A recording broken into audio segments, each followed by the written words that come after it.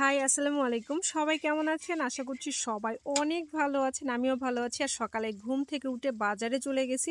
কারণ কি আমার বাসায় গেস্ট আসবে। আর আমার বাসায় গেস্ট আসা মানে আমি মনে করি আল্লাহর রহমত আসা। ঠিক আছে? তো এইজন্য সকালে চলে গেছি মুরগি কিনতে। এদিকে গরুর মাংস, মুরগি সব কেনা গরুর মাংসটা কেনা ছিল। বাট মুরগি রোস্টের জন্য কিনতে গিয়েছিলাম বাজারে।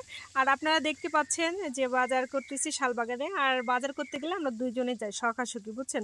তো সবকিছু কিনা আছে। আমি যেহেতু 2 দিন পরে বাসায় চলে আসবো, তাহলে এত বাজার করি নাই, মানে যেটা লাগবে সেটাই ঠিকই বাজার করলাম। আর তরমুজের সময় প্রায় শেষই হয়ে আসতেছে, কিন্তু তরমুজগুলো কেমন জানি ছোট ছোট, বড় বড় না, তাই না? তার এইদিকে দেখতেছি আপনার ভাইয়ার বাজার করা শেষ, আমরা এখন উঠে যাবো। আর এত সকালে উঠি না, বাজার করার জন্য সকালে উঠছি, কারণ গেস্ট আসবে একদম 1টার মধ্যে, দুপুরে খাবার খাবে। তো এইদিকে দেখেন দেখেন চোখ ফোলা ফোলা নিয়ে কিন্তু বাজার করে একদম বাসায় যাচ্ছিলাম, যে রান্নাবাড়ি করতে হবে সকালে, একদম খাই নাই, না খেয়েই মনে করেন বাজারে চলে এসেছি। আর আপনার ভাই তো স্পিডে দৌড়াইতেছে দেখেন। আর এত সুন্দর রে ভাই রাস্তা, এদিকে মিষ্টি না কিনলে হয়? মিষ্টি না, তো আমরা আসলে দই কিনতে গিয়েছিলাম মিষ্টি বাড়িতে। আর এই দইটা নিয়ে আসার পর রাস্তাটা আসলে সুন্দরই লাগছিল, কারণ নদাপাড়া এটাই। আবার ডিম নিতে গেছিলাম, কারণ আমরা চলে আসবো, এই জন্য ডিমটা ছিল না বাসায়। তো কিছু সময় ধরে ডিমটা নিচ্ছিলাম। এদিকে আপনার ভাই ওটা গেছিল, আর বাসায় চলে আসছি। এসে দেখেন রান্নার খুব রকমারি, গরু মাংস রোস্ট অ্যান্ড মুরগির কোরমা সব কিছু রান্না করছি দেখেন। এদিকে এদিকে আর আসলে কি আমি ভয়েসটা দিচ্ছি এমন জায়গা, সাইটের কিন্তু অনেক ভয়েস আসবে, সেটাতে ইগনোর করে আমার ভয়েসটা আপনারা বেশি শুনবেন, ঠিক আছে?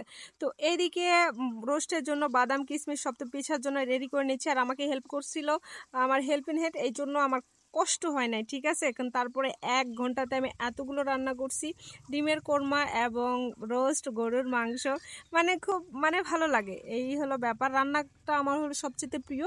আগে থেকে ছোটবেলা থেকে আমি যখন রান্না করতাম আমার কাছে খুবই ভালো লাগতো। মানে আমি ক্লাস যখন 6-এ পড়ি তখন থেকেই কিন্তু আমি সব রান্নাটা করতে পারি। আর আমাকে যেই প্রশ্ন করুক না কেন, আপু গান পারেন, আপু এই পারেন, আপু ওই পারেন, কিন্তু আপু কিন্তু রান্না করতে পারে, ঠিক আছে? এই জন্য আগে থেকে বলছিলাম যে আমি রান্না প্রিয় মানুষ, আর সবাইকে খাওয়াতে বেশি পছন্দ করি। আর গেস্ট যখন দুপুরে খাবার খাইবে, এই জন্য তো আমার সকাল থেকে রান্না করতে হবে। তো অলরেডি আস্তে আস্তে রান্না করে নিয়েছিলাম। আর আপনাদের যদি দেখে লোভ লাগে তাহলে আমার কিছু করার নাই, ঠিক আছে? একটু ফিল নেবেন আর খাবেন, ওকে? তো আমার এই ভিডিওটা হলো রাজশাহীর, মানে রাজশাহী থেকে তখন বাসায় ছিলাম। এখন তো আমি গ্রামের বাসায় আছি। আপনারা সবাই গ্রামের বাসার ভিডিও দেখবেন।